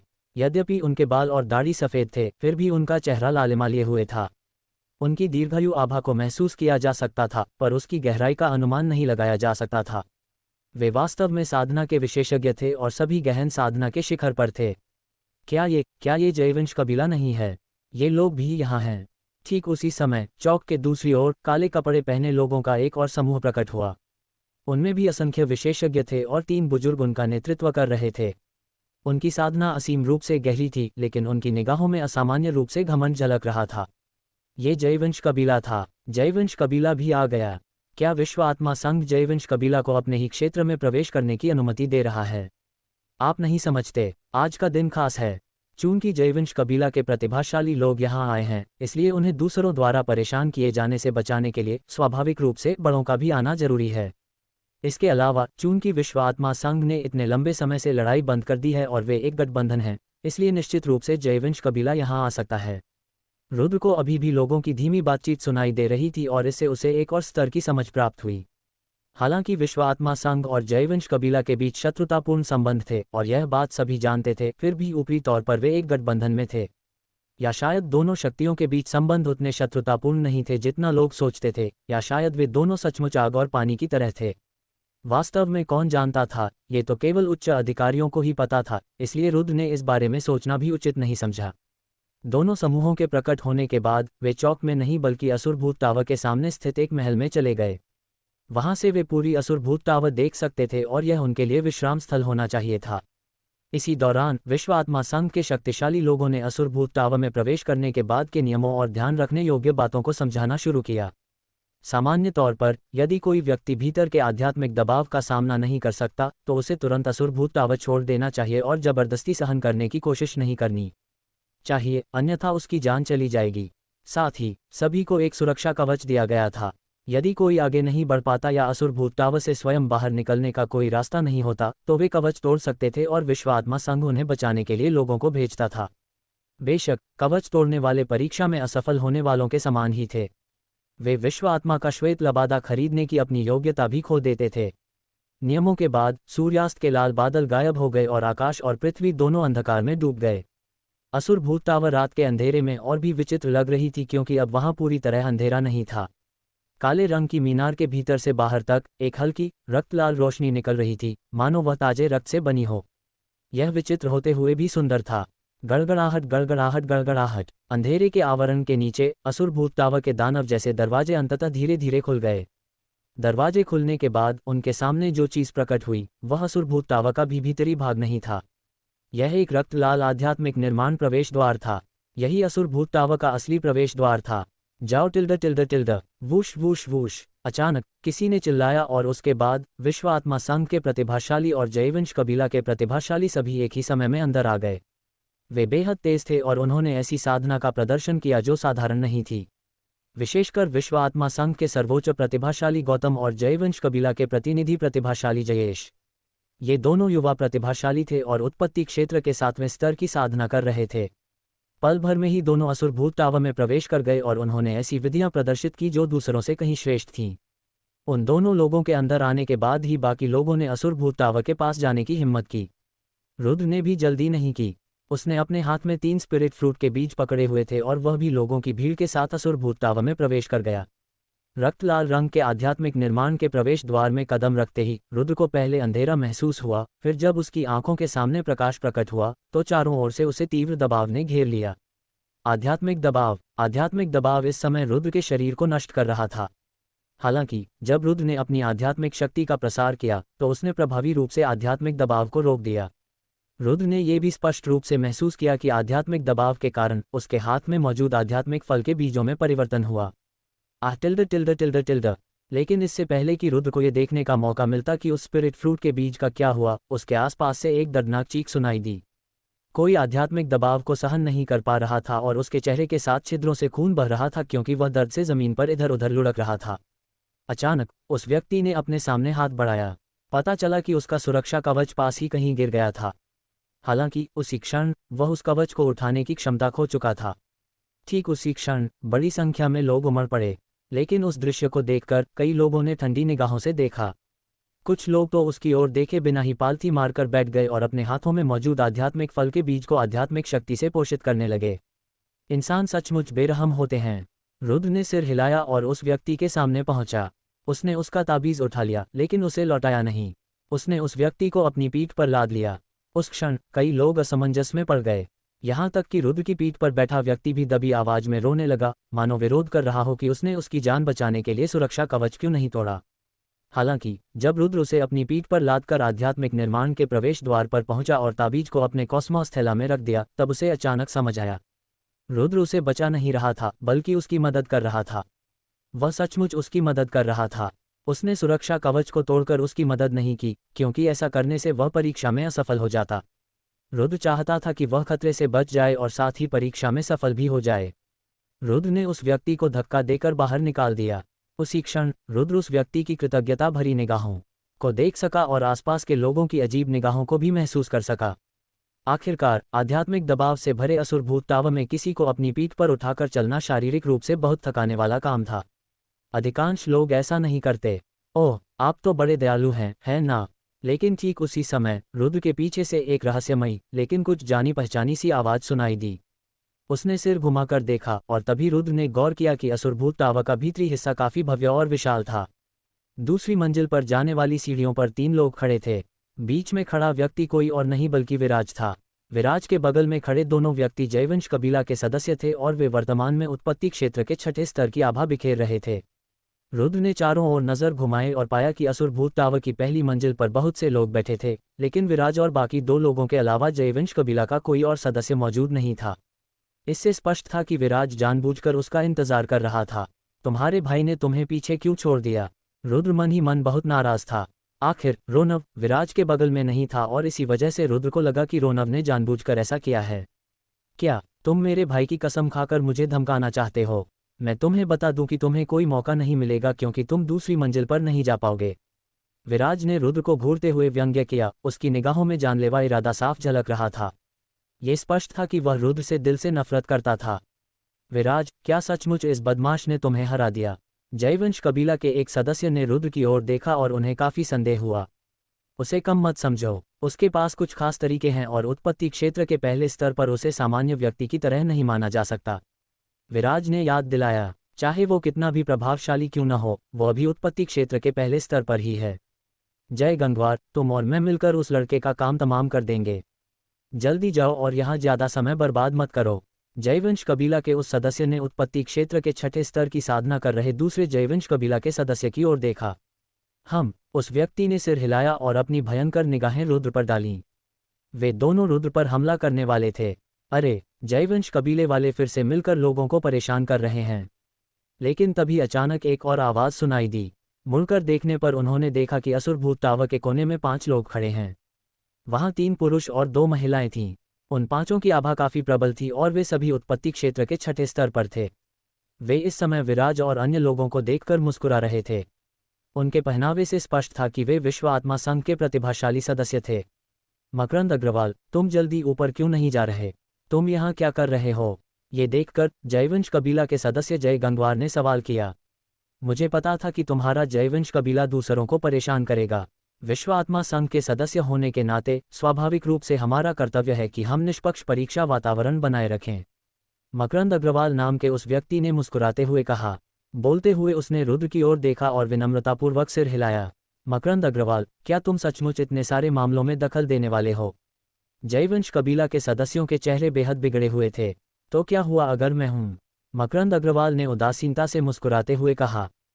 बस देख लो, जयवंश कबीला के सदस्य ने ठंडी सी आवाज में कहा और आगे बढ़ गया। आखिरकार उनमें छठे स्तर के उत्पत्ति क्षेत्र के 5 विशेषज्ञों का सामना करने का आत्मविश्वास नहीं था। विराज ने रुद्र को गुस्से से देखा और फिर उसके पीछे पीछे चलने लगा। भाई, धन्यवाद। रुद्र मकरंद अग्रवाल और बाकी लोगों के आगे चलकर विनम्रतापूर्वक उनके सामने हाथ जोड़ा। आखिर वे बिल्कुल अजनबी थे, फिर भी उसकी मदद करने को तैयार थे। रुद्र इससे बहुत प्रभावित हुआ। आप बहुत ही विनम्र हैं। मैं मकरंद अग्रवाल हूँ। मुझे आश्चर्य है कि मैं आपको किस नाम से पुकारूं। मकरंद अग्रवाल काफी शिष्ट था और उसके बगल में बैठे 4 अन्य लोगों ने भी रुद्र को सौहार्दपूर्वक सिर हिलाकर अभिवादन किया। मैं रुद्र हूँ, रुद्र ने मुस्कुराते हुए जवाब दिया। विश्व आत्मा संघ के लोगों के प्रति उनकी अच्छी धारणा थी क्योंकि शुरुआत से ही विश्व आत्मा संघ के प्रतिभाशाली लोगों में अहंकार का कोई भाव नहीं था। वे सभी के साथ दयालुता से पेश आते थे। वे जयवंश कबीला के प्रतिभाशाली लोगों से बिल्कुल अलग थे। खासकर उस क्षण जब मकरंद अग्रवाल ने थोड़ी मदद की तो रुद्र की विश्व आत्मा संघ के लोगों के प्रति सकारात्मक धारणा कई गुना बढ़ गई। तो ये रुद्र हैं भाई, आपकी आध्यात्मिक शक्ति वाकई कमाल की है। पहली मंजिल पर आपका चेहरा लाल नहीं है और आप हौंफ भी नहीं रहे हैं, तो लगता है कि आप यहीं संतुष्ट नहीं होंगे। आप दूसरी मंजिल पर जाने के लिए तैयार हैं ना? मकरंद अग्रवाल ने मुस्कुराते हुए पूछा। रुद्र मुस्कुराया और सिर हिलाया। जब बात ऐसी है तो हमारे साथ आइए। मकरंद अग्रवाल मुस्कुराया और दूसरी मंजिल की ओर चलते हुए आगे आगे चलने लगा। तकलीफ के लिए माफ करना। जाहिर है रुद्र मकरंद अग्रवाल का इरादा समझ गया था। उसे डर था कि विराज और बाकी लोग फिर से रुद्र के लिए मुश्किलें खड़ी कर देंगे, इसलिए वह रुद्र को दूसरी मंजिल पर जाते समय सुरक्षित रखना चाहता था। रुद्र मकरंद अग्रवाल के पीछे पीछे चला और मुड़कर दूसरी मंजिल की ओर जाने वाली सीढ़ियों पर चढ़ गया। सीढ़ियों के अंत में उसी तरह एक आध्यात्मिक निर्माण का प्रवेश द्वार था। उसके पीछे ही असली दूसरी मंजिल थी। जैसे ही रुद्र ने आध्यात्मिक निर्माण के प्रवेश द्वार में प्रवेश किया, उसने महसूस किया कि आध्यात्मिक दबाव कई गुना बढ़ गया है। हालांकि रुद्र को इससे न तो दर्द हुआ और न ही खुजली, और यह पूरी तरह से उसकी सहनशीलता के दायरे में था।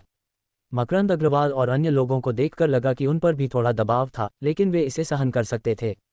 दूसरी मंजिल पर प्रवेश करने और कुछ मोड़ लेने के बाद ही वे मुख्य हॉल में पहुंचे।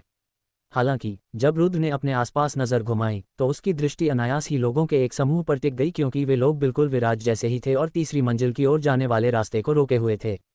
जयवंश कबीला के 25 सदस्य थे। उनमें से 20 सदस्य उत्पत्ति क्षेत्र के 5वें स्तर पर थे, जबकि 5 सदस्य उत्पत्ति क्षेत्र के 6ठे स्तर पर थे। विराज की मदद करने और रुद्र की देखभाल करने के इच्छुक 2 लोग भी उन्हीं में शामिल थे। जहां तक नेतृत्व की बात है, वह रोनव था। जब विराज ने रुद्र को देखा तो उसके होंठों के कोने पर एक ठंडी मुस्कान आ गई। वहीं रोनव ने गुस्से से भौहें चढ़ा लीं और रुद्र की ओर घूरते हुए मानो उसे मकरंद अग्रवाल से दूर रहने के लिए कह रहा हो। रुद्र रोनव की बात समझ गया क्योंकि वह जानता था कि जयवंश कबीला के सदस्य उसका इंतजार नहीं कर रहे थे। वे मकरंद अग्रवाल और विश्व आत्मा संघ के अन्य सदस्यों का ध्यान रखना चाहते थे, क्योंकि ठीक उसी क्षण जयवंश कबीला के सदस्यों के सामने युवा लड़के और लड़कियां जमीन पर लेटे हुए थे और वे सभी विश्व आत्मा संघ के लोग थे। तुम तो मरने लायक हो। मेरे विश्व आत्मा संघ की धरती पर इतनी मनमानी करने की तुम्हारी हिम्मत कैसे हुई? ये देखकर मकरंद अग्रवाल और बाकी लोगों के दिलों में क्रोध की ज्वाला भड़क उठी और वे जोर से दहाड़े। हे, ये क्या बकवास है? साफ है कि उनकी अपनी आध्यात्मिक शक्ति बहुत कमजोर थी और वे यहाँ के आध्यात्मिक दबाव का सामना नहीं कर सकते थे। इससे हमारा क्या लेना देना? जयवंश कबीला के सदस्यों ने उपहास उड़ाया। हम देखते हैं कि तुम यहाँ आध्यात्मिक दबाव का सामना कर पाते हो या नहीं। मकरंद अग्रवाल ने व्यर्थ की बातें करने की जहमत नहीं उठाई और अपने बगल में खड़े 4 साथियों के साथ मिलकर हमला कर दिया। उन्होंने अपनी जबरदस्त युद्ध कला का प्रदर्शन करते हुए जयवंश कबीला के सदस्यों पर आक्रमण किया। मरना चाहते हो? मैं तुम्हारी यह इच्छा पूरी कर दूंगा। जयवंश कबीला ने पीछे हटने से इनकार कर दिया और उन्होंने मकरंद अग्रवाल और अन्य लोगों के साथ आक्रामक रूप से लड़ाई लड़ी। मकरंद अग्रवाल और अन्य लोगों की साधना कमजोर नहीं थी और वे सभी उत्पत्ति क्षेत्र के 6ठे स्तर पर थे। हालांकि शायद आध्यात्मिक दबाव के प्रभाव के कारण वे अपनी पूरी शक्ति का उपयोग नहीं कर पाए। इसके अलावा जयवंश कबीला के पास संख्यात्मक लाभ था, इसलिए स्पष्ट रूप से वे नुकसान में आ गए और जल्दी ही एक बुरी स्थिति में फंस गए। मकरंद अग्रवाल, अगर तुम जमीन पर लेटकर माफी मांगोगे तो हम तुम्हें तीसरी मंजिल पर जाने देने पर विचार कर सकते हैं। ये बात जयवंश कबीला के किसी सदस्य ने कही। तुम चाहते हो कि हम घुटने टेककर माफी मांगें? सपने देखते रहो। मकरंद अग्रवाल ने ठंडे स्वर में कहा। तो फिर आप हमें निर्दयी होने का दोष नहीं दे सकते। आज आप इसी दूसरी मंजिल पर रुकेंगे। जयवंश कबीला के सदस्य ने चीखते हुए कहा। आह! जैसे ही उसने बोलना समाप्त किया, अचानक एक दर्दनाक चीख सुनाई दी और सबने एक आकृति को उड़ते हुए देखा। अंत में वह दीवार से जोर से टकराया। खून की उल्टी करने के बाद वह तुरंत बेहोश हो गया। कई लोगों को इस अचानक दृश्य की उम्मीद नहीं थी। हालांकि जयवंश कबीला के सदस्य विश्व आत्मा संघ के लोगों को उसी तल पर रोके रखना चाहते थे, लेकिन उन्होंने उन्हें गंभीर रूप से घायल करने के बारे में कभी नहीं सोचा था। आखिरकार ये विश्व आत्मा संघ का इलाका था, लेकिन जब उन्होंने बुरी तरह घायल व्यक्ति को देखा तो उनके चेहरे पर पूरी तरह बदलाव आया, क्योंकि वह विश्व आत्मा संघ का सदस्य नहीं था, वह जयवंश कबीला का सदस्य था। यह क्या है? उस दृश्य ने जयवंश कबीला के सदस्यों को बेहद चौंका दिया। यहाँ तक कि मकरंद अग्रवाल और विश्व आत्मा संघ के अन्य लोग भी अवाक रह गए और वे तुरंत समझ नहीं पाए कि क्या हुआ। तुम सही कह रहे हो। आज तुम में से किसी को भी कोई नहीं बचा सकता। ठीक उसी समय अचानक एक हल्की सी हंसी की आवाज़ सुनाई दी। उनकी ओर देखते ही वे एक बार फिर बेहद चौंक गए। रुद्र पहले ही उनके युद्ध क्षेत्र में प्रवेश कर चुका था और वह युद्ध के लिए बेताब होकर अपने हाथ मल रहा था।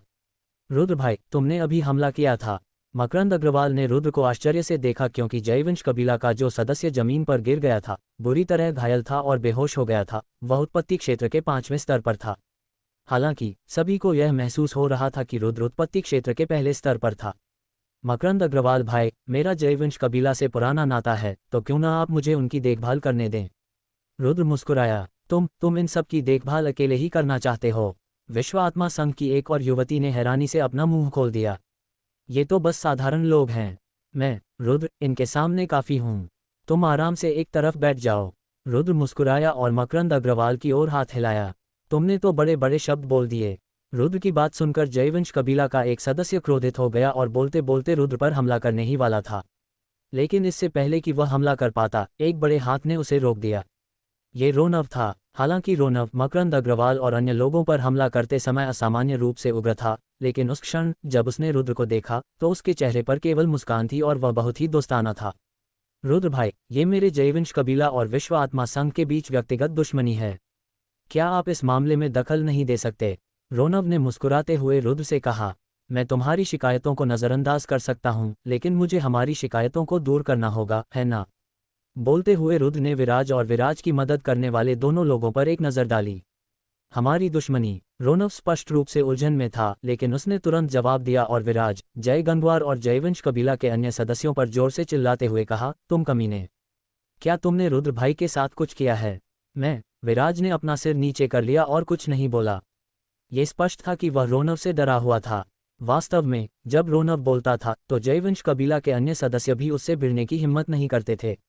इससे पता चलता था कि रोनव का जयवंश कबीला में काफ़ी रुतबा था। जो भी हो, इस तरह का व्यवहार करने की कोई ज़रूरत नहीं है। भले ही आपकी मुझसे कोई दुश्मनी न हो, इसका मतलब यह नहीं है कि उनकी दुश्मनी नहीं है। नींव तो रखी जा चुकी है और आप उसे तोड़ नहीं सकते। रुद्र समझ गया था कि रोनव सचमुच उसे दुश्मन नहीं बनाना चाहता था, लेकिन जयवंश कबीला के अन्य सदस्य ऐसा नहीं सोचते थे।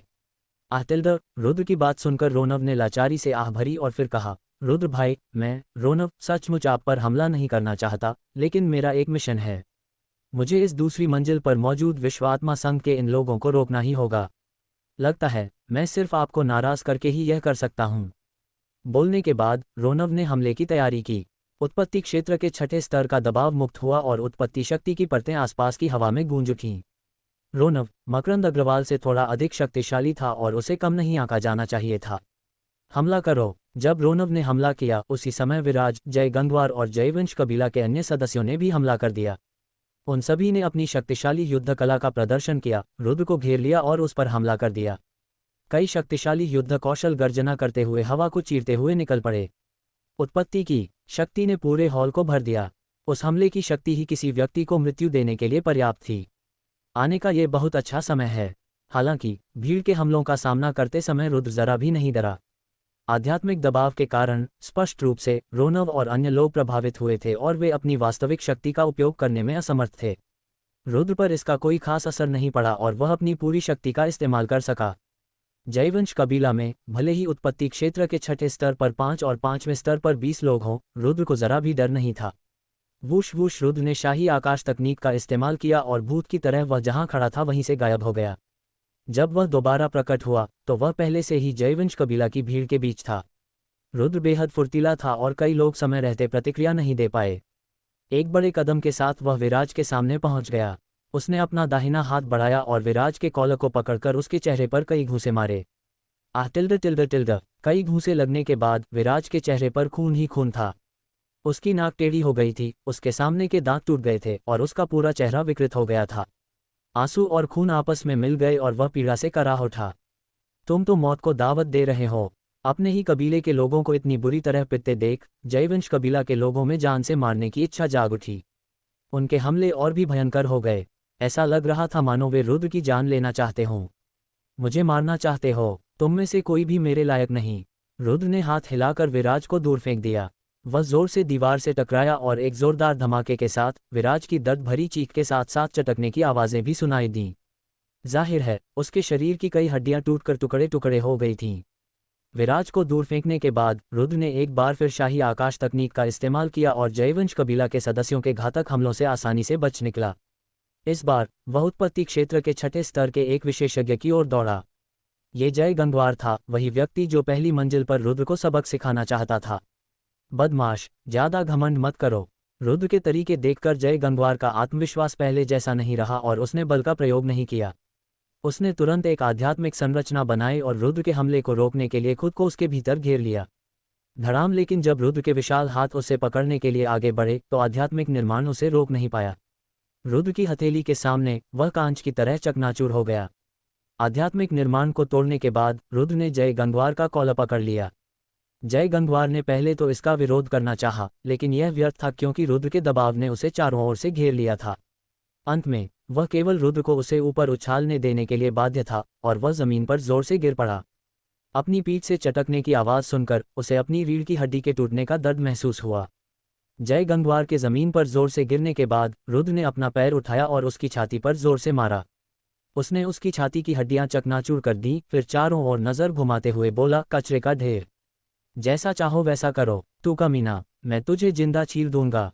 उत्पत्ति क्षेत्र के छठे स्तर का एक और विशेषज्ञ दौड़कर आया और उसने रैंक 5 की मार्शल कला का प्रदर्शन किया। उस युद्ध कौशल का प्रयोग करने के बाद उत्पत्ति शक्ति संघनित होकर 2 हल्के सफेद तूफानों में परिवर्तित हो गई। उनमें भयानक शक्ति समाहित थी और गर्जना करते हुए वे रुद्र की ओर बढ़ने लगे। इस बार रुद्र ने बचने या चकमा देने की कोशिश नहीं की। उसने हाथ उठाया और सीधे उस व्यक्ति के 5वें दर्जे के कौशल का सामना किया। उसके बाद वह उछला और उसके पास पहुंच गया। उसने उसे जमीन पर गिरा दिया और बेरहमी से कई बार उस पर पैर रखा, जिससे उसका मांस और खून चारों ओर फैल गया। दर्द भरी चीखें लगातार निकलती रहीं और यह जय गंगवार और विराज से भी कहीं ज्यादा दर्दनाक था। हे भगवान, ये लड़का कहाँ से आया? यह इतना ताकतवर कैसे है? पहले तो विश्व आत्मा संघ के लोग मदद करना चाहते थे, लेकिन जब उन्होंने अपने सामने का दृश्य देखा तो वे स्तब्ध रह गए, क्योंकि जिसकी भी आंखें थीं वह रुद्र की शक्ति को देख सकता था। भले ही उनके पास बहुत सारे लोग थे और भले ही उनकी साधना कमजोर नहीं थी, फिर भी रुद्र और उनके बीच शक्ति का अंतर बहुत अधिक था। रुद्र उन्हें अपनी हथेली में पूरी तरह से नियंत्रित कर रहा था। ये कहा जा सकता है कि उन्हें संभालने के लिए आवश्यक शक्ति धूल उड़ाने से भी कम थी। उनकी अलौकिक युद्ध शक्ति उनकी कल्पना से परे थी, फिर भी यह सब वास्तविकता में घटित हो रहा था। काफी प्रभावशाली। न केवल उनकी युद्ध शक्ति असाधारण है, बल्कि उनकी आध्यात्मिक शक्ति भी असाधारण है। रोनव और जयवंश कबीला के अन्य सभी सदस्य इस आध्यात्मिक दबाव से बंधे हुए हैं और वे अपनी पूरी ताकत प्रदर्शित नहीं कर सकते। लेकिन रुद्र भाई अलग हैं। ऐसा लगता है कि उन पर आध्यात्मिक दबाव का कोई असर नहीं होता और वे अपनी पूरी ताकत का इस्तेमाल कर सकते हैं। उनकी शक्तिशाली आध्यात्मिक शक्ति की तुलना गौतम से की जा सकती है और उनकी स्थिति को देखते हुए मुझे लगता है कि उनके लिए चौथी मंजिल में प्रवेश करना कोई मुश्किल काम नहीं होगा। मकरंद अग्रवाल ने कहा, क्या चौथी मंजिल में प्रवेश गौतम के बराबर? क्या यह आदमी सचमुच इतना शक्तिशाली है? मकरंद अग्रवाल की बातें सुनकर विश्व आत्मा संघ के लोग बेहद हैरान रह गए। ठीक उसी समय रुद्र ने अपना हाथ हिलाया और उसकी उत्पत्ति शक्ति एक भयंकर तूफान में बदल गई, जिसने सीधे कई जयवंश कबीला के सदस्यों को जमीन पर गिरा दिया और वे भी बेहोश हो गए। इतना ही नहीं, अपनी तकनीक से वह 5वीं मंजिल तक भी जा सकता है। ये व्यक्ति बहुत ताकतवर है। अगर वह इस उम्र में ही ऐसा है तो मैं सोचता हूं कि कुछ सालों बाद वह किस मुकाम पर पहुंच जाएगा। सौभाग्य से हमने उसके साथ अच्छे संबंध बना लिए हैं, वरना भविष्य में वह हमारा बहुत बड़ा दुश्मन बन सकता था। मकरंद अग्रवाल ने अपने आसपास के लोगों से गंभीरता से कहा, क्योंकि उसके मन में एक विचार चल रहा था। वह ये था कि उसे रुद्र के साथ अच्छे संबंध बनाने ही थे, क्योंकि उसे लगता था कि रुद्र की प्रतिभा उनके अपने प्रतिभाशाली गौतम से भी कहीं अधिक थी। वह एक दुर्लभ प्रतिभा था और उसे उनके विश्व आत्मा संघ में शामिल करके उनका उपयोग करना ही होगा। जयवंश कबीला के वे सदस्य जो पहले रुद्र के साथ कुछ भी करने को तैयार थे, आखिरकार इस मामले की गंभीरता को समझ गए। रुद्र भला कोई नर्म फल कैसे हो सकता है जिसे कोई भी निचोड़ सकता है? वह तो बस एक पागल, विकृत व्यक्ति था। न केवल उसमें उन लोगों से लड़ने की क्षमता थी, बल्कि उसके हमले इतने बेरहम थे कि वे लगभग उसके हाथों मारे ही गए थे। उन्होंने सचमुच लोहे के तख्ते को लात मारी थी। वह कोई साधारण लोहे का तख्ता नहीं था, बल्कि बेहद मजबूत लोहे का तख्ता था। आसमान या जमीन से बेखौफ, परिणामों की परवाह किए बिना काम कर रहे थे, लेकिन लोहे के तख्ते में एक खास तरह की ताकत थी। उस परिस्थिति में जयवंश कबीला के सदस्यों में पहले जैसी हत्या की भावना नहीं बची थी। उसकी जगह अंतहीन भय ने ले ली थी। कुछ लोग मदद मांगने के लिए तीसरी मंजिल पर भागना चाहते थे, लेकिन रुद्र ने उन्हें यह मौका भी नहीं दिया। विशाल आध्यात्मिक संरचना ने उन्हें घेर लिया था और हर कोई पिंजरे में बंद पक्षी की तरह हो गया था, क्योंकि रुद्र द्वारा बनाई गई आध्यात्मिक संरचना को कोई भी नुकसान नहीं पहुंचा सकता था। उस क्षण असुर भूत टावर की दूसरी मंजिल पर रुद्र मुख्य संहारक था और कोई भी उसका बचाव नहीं कर सकता था। मर जा, तुम्हारी हिम्मत कैसे हुई हमारे साथ ऐसा बर्ताव करने की? बेहतर होगा कि तुम इस जगह को छोड़कर न जाओ, वरना अगर गए तो मेरे जयवंश कबीला के बड़े बुजुर्ग तुम्हारी जान ले लेंगे। सिर्फ तुम ही नहीं, बल्कि रुद्र द्वारा कुचले जा रहे जयवंश कबीला के एक सदस्य ने उसे जमकर धमकाया। हालांकि उसके बोलने से पहले ही रुद्र ने उसका मुंह पूरी तरह से बंद कर दिया। उनकी आंखों के सामने ही जयवंश कबीला के 25 सदस्यों में से 24 बेहोश हो गए। मामूली चोटों वाले लोगों की कुछ नसें फट गईं और कुछ हड्डियां टूट गईं, जबकि गंभीर रूप से घायल लोगों के पूरे शरीर पर खून बह रहा था और वे बुरी तरह से घायल थे। रुद्र भाई, तुमने इस बार तो सच में मुसीबत खड़ी कर दी है। मेरे जयवंश कबीला के बड़े तुम्हें कभी माफ नहीं करेंगे। रोनव ने रुद्र पर दोबारा हमला नहीं किया। जिस क्षण रुद्र ने उसके हमले को चकमा दिया, उसी क्षण वह समझ गया कि वे रुद्र को हरा नहीं सकते। शुरू से अंत तक वह एक तरफ खड़ा होकर देखता रहा कि कैसे रुद्र ने उसके कबीले के सदस्यों को बेरहमी से कुचल दिया। जिस तरह से तुम्हारा जयवंश कबीला काम करता है, वे रुद्र भाई को कभी माफ नहीं करेंगे, लेकिन आध्यात्मिक प्रांत में मेरा विश्व आत्मा संघ उसकी रक्षा करेगा। ठीक उसी समय मकरंद अग्रवाल और अन्य लोग वहां आ गए। क्या तुम उसकी रक्षा कर पाओगे? रोनव ने पूछा। आप कोशिश करके देख सकते हैं। मकरंद अग्रवाल आत्मविश्वास से भरा हुआ था। यह अच्छी बात है। रोनव ने सिर हिलाया और फिर रुद्र की ओर देखकर कहा, रुद्र भाई, चाहे आपके और मेरे जयवंश कबीला के बीच कैसी भी दुश्मनी हो, मैं रोनव हमारे बीच किसी भी प्रकार की शत्रुता नहीं रखना चाहता। मुझे आशा है कि एक दिन ये नफरत दूर हो जाएगी और हम दोस्त बन जाएंगे। आगे बढ़ो। रोनव ने अपनी आंखें बंद कर लीं। उसने विरोध करना छोड़ दिया और रुद्र को अपने साथ जैसा चाहे वैसा व्यवहार करने दिया। अगर तुम चाहो तो तुम भी आ सकते हो। हालांकि रुद्र ने रोनव पर हमला नहीं किया, क्योंकि वह समझ गया था कि रोनव जयवंश कबीला के अन्य सदस्यों से अलग था। हालांकि रोनव विश्व आत्मा संघ के लोगों के प्रति दयालु नहीं था, लेकिन उसके मन में कोई बुरी मंशा नहीं थी। रुद्र के चले जाने के बाद जयवंश कबीला के कुछ सदस्यों ने रोनव पर हमला करने की ठान ली। आखिर रोनव ने उनमें से कुछ को इतना मारा था कि वे बेहोश हो गए थे। हालांकि हमला करने की कोशिश कर रहे लोगों को मकरंद अग्रवाल ने बलपूर्वक रोक दिया गया। हल्की सी मुस्कान के साथ मकरंद अग्रवाल रोनव के बगल में चली गई, घुटनों के बल बैठ गई और धीरे से उसके कान के पास बोली, रोनव, तुम्हारी आंखें वाकई खास हैं और तुम देख सकते हो कि रुद्र भाई एक प्रतिभाशाली व्यक्ति हैं। लेकिन दुख की बात है कि आपके जयवंश कबीला के रवैये के कारण अन्य कबीलों के साथ उनके संबंधों में कठिनाइयां आना तय है। आपने एक बहुत बड़ा दुश्मन खड़ा कर दिया है, जबकि हमने एक प्रतिभाशाली व्यक्ति से दोस्ती कर ली है। यही कारण है कि मेरा विश्व आत्मा संघ लगातार मजबूत होता जा रहा है, जबकि आपका जयवंश कबीला इस समय पतन की ओर अग्रसर है। इतना कहकर मकरंद अग्रवाल रुद्र के पास पहुंच गया। बाकी 4 लोग वहीं रुक गए और घायलों को बाहर ले आए। रोनव तीसरी मंजिल की ओर नहीं गया और विश्व आत्मा संघ के लोगों की तरह वह भी घायलों को बाहर ले आया। जब उन घायल लोगों को असुरभूत टावर से बाहर लाया गया तो वहां भारी हंगामा मच गया। विश्व आत्मा संघ और जयवंश कबीला के उच्च अधिकारी क्रोध में आकर एक दूसरे पर हमला करने ही वाले थे। चूंकि रोनव और विश्व आत्मा संघ के अन्य लोगों ने रुद्र द्वारा जयवंश कबीला को गंभीर रूप से घायल करने के बारे में कुछ नहीं कहा, इसलिए जयवंश कबीला के सदस्यों ने सोचा कि ये निर्मम हमले विश्व आत्मा संघ के लोगों द्वारा किए गए थे। हालांकि विश्व आत्मा संघ के भी कुछ लोग घायल हुए थे, इसलिए दोनों पक्षों ने इस बारे में कुछ नहीं किया। इसके अलावा चूंकि यह विश्व आत्मा संघ की जमीन थी, इसलिए जयवंश कबीला ने भी ज्यादा जिद नहीं की और अंत में वे शांत हो गए। असुर भूत टावर से सभी घायल कबीले के सदस्यों को बाहर निकालने के बाद रोनव फिर से टावर में नहीं गया। वह केवल कबीले के मुखिया के पीछे खड़ा रहा और असुर भूत टावर को देखता रहा। In a world where power decides fate, will rise to shake the heavens.